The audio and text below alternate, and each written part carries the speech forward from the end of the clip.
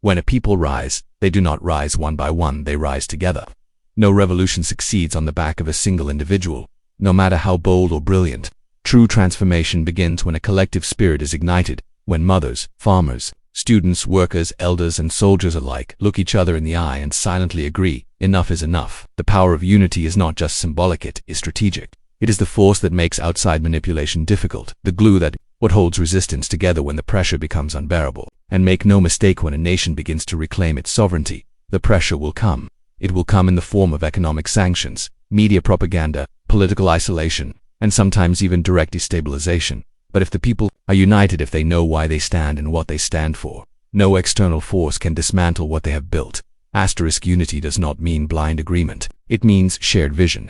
It means recognizing that our differences of ethnicity, religion, region, or class are secondary to the greater truth that we all suffer when we are ruled from the outside, and we all win when we control our own destiny. In the struggle for self-determination, unity becomes the most powerful weapon. It is what transforms protests into movements and speeches into action. Without unity, even the most powerful message falls on deaf ears, but with it, even whispers can shake empires. That is why throughout history, the greatest fear of every colonial system has never been violence, it has been unity. Because once the people are united, they become unpredictable. They become resilient. They become ungovernable by foreign hands. This is the lesson that must be taught, not just in political rallies, but in classrooms, in community halls, in homes. Young people must grow up understanding that their neighbor is not their rival. That real division is not between tribes or provinces, but between those who seek liberation and those who profit from subjugation. Unity begins with consciousness. It is strengthened by education, by shared struggle, and by purpose. And it must be guarded fiercely, because one of the oldest tactics of imperialism is to divide before it conquers, to pit people against each other with lies, with suspicion, with artificial borders and manipulated histories. But once people awaken to this game, once they recognize the patterns, they begin to protect their unity with a new level of urgency. This is the spirit we see rising today, not only in Burkina Faso, but in every nation where people are reclaiming their voices. At the center of this awakening stands leadership. Not leadership as we have come to accept it: titles, suits, international handshakes, but leadership with purpose. Leadership that does not seek applause, but justice. Leadership that does not beg for aid, but demands accountability. This kind of leadership is rare, not because it is impossible, but because it requires sacrifice. It means saying no when others say yes. It means standing firm when others fold. It means choosing the people over political survival. When Ibrahim Traoré spoke those words, "We are not slaves," he wasn't just addressing a foreign general. He was addressing his own people, reminding them of their worth, their power, and their responsibility. That is what real leadership does. It awakens something in others. It says, "I will stand for you, but you must stand with me." It challenges the comfort of obedience and dares to dream of something greater, something free, something ours. In a world where too many leaders serve external interests while claiming to represent their people, those who truly lead with purpose stand out, not because they speak louder, but because they speak truth. Leadership with purpose is never convenient. It invites enemies. It rattles the international order. It demands clarity of vision and courage in execution. It requires walking into rooms where decisions have already been made and saying, "Not anymore." But most importantly, it aligns itself with the will of the people, not the whispers of global elites. That alignment is powerful, because when the people see a leader willing to fight for them without selling them, they respond, they defend, they rise. And from that moment on, it is no longer about one man or one administration. It becomes a people's movement. What we must understand is that this kind of leadership does not only belong in palaces or presidential offices. It belongs in every household, every school, every corner of society. Leadership is not about status, it's about impact. It's about being the voice of truth in a room full of fear. It's about holding the line when it would be easier to step back. In the journey toward liberation, everyone has a role to play. Some lead on the front lines, others teach, others build, others organize. But all are leaders when they refuse to bow to oppression. And it is this collective leadership, this ecosystem of courage, that creates movements too powerful to be ignored. But the power of such movements does not end at national borders. In fact, the most inspiring aspect of this current awakening is its global resonance. The response of Traoré is not just relevant to Burkina Faso, it is a rallying cry for every nation, every community, every people who have been silenced, dismissed, or dominated. His defiance speaks to generations of suppressed voices from Latin America to Southeast Asia, from indigenous communities to urban centers in the West who have lived under systems that never truly served them. It says to them, "You are not alone, you are not weak, and your desire to be free is not a threat, it is your birthright." We live in an age where information travels fast, but truth still struggles to be heard. In such a world, acts of defiance become more than local news, they become global inspiration. Traoré's stand, and the movement around him, sends a message to the youth of the world that it is possible to speak up, to resist, to demand better, that courage is contagious, that sovereignty is not a gift reserved for the rich or the powerful, but a right to be claimed by all, and that true progress does not come from mimicking old empires, but from building something new, something rooted in justice, equity, and self-determination. Every generation is given a moment when it must decide whether to protect the status quo or challenge it, whether to be liked or to be free, whether to follow or to lead. This moment is now, and the examples set by those who rise in the face of global power must not be viewed as anomalies, but as blueprints for what it looks like when dignity is chosen over diplomacy, when people over profits become the priority, when truth breaks through the noise of propaganda. The stand of one nation can inspire 100 more, not through force, but through example. And so we must amplify that example, not blindly, not with romanticism, but with clarity. We must study it, learn from it, understand the risks it carries, the price it demands, and the strength it unleashes. Because every empire that has ever ruled relied on one simple assumption, that the people will stay quiet. That assumption is crumbling, and in its place, something new is rescripted: global consciousness, a shared fire, an unbreakable spirit. This fire must be fed not with anger, but with education, not with hatred, but with history, not with empty slogans, but with strategic action. The journey is far from over. The forces of domination are not disappearing. They are adapting, evolving, rebranding, but so must we. We must evolve into thinkers, builders, defenders of our own narratives. We must raise children who know not just how to follow rules but how to question them, who see leadership not as privilege but as service, who understand that freedom is not won by chance, it is built daily, protected fiercely, and honored through unity. And so as we continue forward, as we move beyond the moment and into the movement, we turn to the deeper elements of this transformation, how this awakening can shape education, culture, economy, and identity, not just in resistance to oppression, but in the construction of something enduring and worthy. Because the future we fight for must be more than just free from chains. It must be rich with purpose, rooted in truth, and radiant with hope. When the world says, obey or suffer, we respond. We are not slaves. When they say, be silent or be punished, we say, we are not afraid.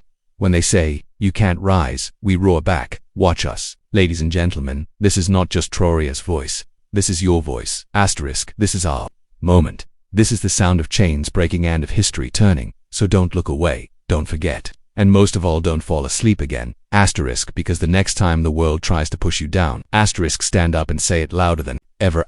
We are not slaves. Ladies and gentlemen, today history doesn't whisper, it roars. It roars from the heart of Africa. It roars from the mouth of a man unshaken by power, undeterred by threats, and unbroken by pressure. If you listen closely, you'll hear it in his words: we are not slaves. And this is not just a response to a US general. This is a response to centuries of silence, of fear, of manipulation masked as aid. This is a response to those who believed Africa would forever kneel blindfolded and bound. But no more, because today, we rise. Ladies and gentlemen, there comes a time in the life of every nation, every people, when a line is drawn. That line separates the past of submission from the future of sovereignty. It is in that moment, under pressure, under scrutiny, with the weight of global eyes bearing down, that a leader must decide, will I protect my people's dignity or become a tool in someone else's game? Ibrahim Traoré, in firing back at the dismissive posture of a US general, didn't just respond to a comment. He tore open a deeper conversation, one that reaches far beyond Burkina Faso, beyond borders, and deep into the minds and spirits of all those who have ever questioned their place in a system not designed for their success. What he said, and more importantly, what he stood for, is not just political, it is revolutionary in the most human sense. Reclaiming sovereignty is not a slogan. It is not a viral moment or a temporary wave of patriotism. Sovereignty is a sacred birthright. It is the full expression of a people's will to live by their own values, protect their own resources, raise their children under their own skies, and write their own future without permission from anyone. When Traoré declared, we are not slaves, he reminded the world that Africa too has a spine and that no amount of military uniforms, diplomatic jargon, or economic coercion will bend it anymore. For too long, nations that once held empires have treated Africa as a chessboard. They play games, we bury bodies, they negotiate access, we lose generations. But that time is ending. The reclaiming of sovereignty is not a demand, it is a natural consequence of waking up. And when a nation wakes up, when it finally realizes it has been drugged with debt, distracted with propaganda, and dragged into wars it never chose, it begins to clean house. It begins to say, let us be, let us grow, let us live unchained. This awakening does not begin in the halls of government, it begins in the minds of the people. That is why the first war we must win is not with bullets or sanctions, it is the war within.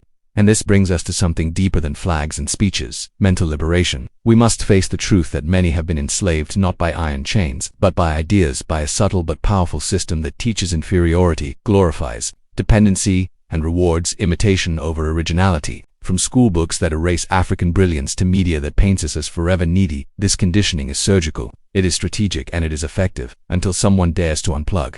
The moment a leader stands and says, "We are not slaves," what he's really doing is forcing his people to look into the mirror and ask, "Who told me I was?" Because no empire can rule without consent. That consent is manufactured through fear, ignorance, and learned helplessness. But when people begin to educate themselves, not just through institutions, but through critical thinking, through questioning, through reconnecting with ancestral knowledge, something begins to shift. The posture changes, the voice strengthens, the expectations rise. No longer content to be dictated to, the people begin to demand a seat at the table of their own future. They stop measuring their worth by foreign currencies and start assessing their value by their resilience, their culture, their innovation, and their unity. They begin to realize that mental slavery is not just believing in your oppressor, it's doubting yourself. And once that doubt dies, the soul is reborn.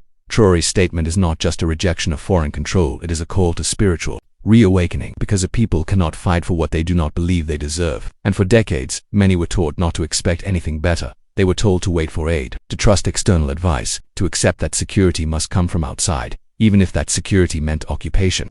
But what is security if it costs your soul? What is development if it erases your identity? What is peace if it comes from submission?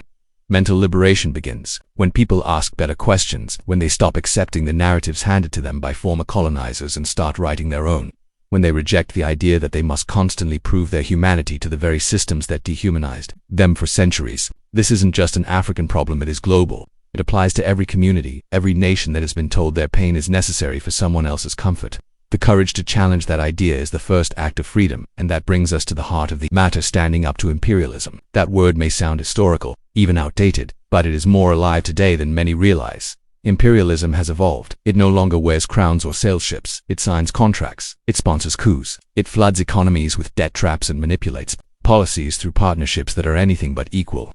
Today's imperialism uses technology, culture, and finance to dominate where soldiers once did. But the goal remains the same: control. Control over resources, over land, over people, and most dangerously, over narrative. When Traoré fired back at the US general, he did more than defend his government. He pierced through the carefully crafted illusion that some powers are always noble and others always chaotic. He refused to apologize for refusing interference. He refused to make his country comfortable for foreign interests while his people suffer in silence. And in doing so, he joined the ranks of those rare leaders who understand that real independence is costly. It is not gifted. It is taken with clarity, courage, and conviction. What we must understand is that imperialism does not need to be physically present to be powerful. It operates through fear: fear of losing aid, fear of being isolated, fear of being labeled unstable or anti-democratic. But true democracy is not defined by the approval of Western capitals, it is defined by the will of the people. And the will of the people in Burkina Faso, in many parts of Africa and the global south, is clear. They are tired of being used as pawns. They want peace, yes, but not peace at the price of passivity. They want progress, yes, but not progress that leaves them dependent. They want partnership, yes, but not the kind that comes with a leash. Standing up to imperialism means rejecting the lie that intervention is always a favor. It means recognizing that when soldiers from far away come with guns for your safety, it is rarely your safety they are thinking about. It means noticing how certain regions are only prioritized when they contain valuable minerals, strategic positions, or economic advantages. It means watching who shows up during elections, who disappears during crises, and who profits, no matter the outcome. Once you see it, you cannot unsee it. And that is why courage is required, not just from leaders, but from citizens. Because a leader without the backing of a people awakened is just a target. But a leader who rises on the shoulders of a conscious population is unstoppable. The fire Traoré lit is not just in Burkina Faso, it is catching, and the message is simple. If sovereignty is to mean anything, it must mean the right to say no. No to foreign bases that don't serve the people. No to agreements signed in secrecy. No to being told what is best by those who have never lived the consequences. And in saying no, we are not closing doors, we are opening new ones. We are reclaiming the right to define ourselves, to make mistakes, to grow at our own pace, and to succeed on our own terms. This is not about isolation. It's about negotiation from a place of strength, not desperation. It's about demanding respect, not favors. It's about choosing the long, sometimes painful road of self-reliance over the short-term comfort of dependency. Because what is truly painful is not sacrifice, it is servitude disguised as stability. And the longer a people accept it, the more natural it begins to feel. That is why the breaking of mental chains must be followed by the building of new foundations. This movement, this shift, is not just political, it is deeply human. It is the cry of every man, woman, and child who has been told they are too small to resist, too poor to dream, too chaotic to govern themselves, and to them, this moment says otherwise. It says you are powerful, you are capable, you are worthy of a life that is not managed by foreign hands. The fight for sovereignty, mental liberation, and resistance to imperialism is not just about nations, it is about identity, about the human spirit refusing to be conquered one more time. And as we continue with this truth, we move now to the power of unity, of people rising together not just in resistance, but in creation.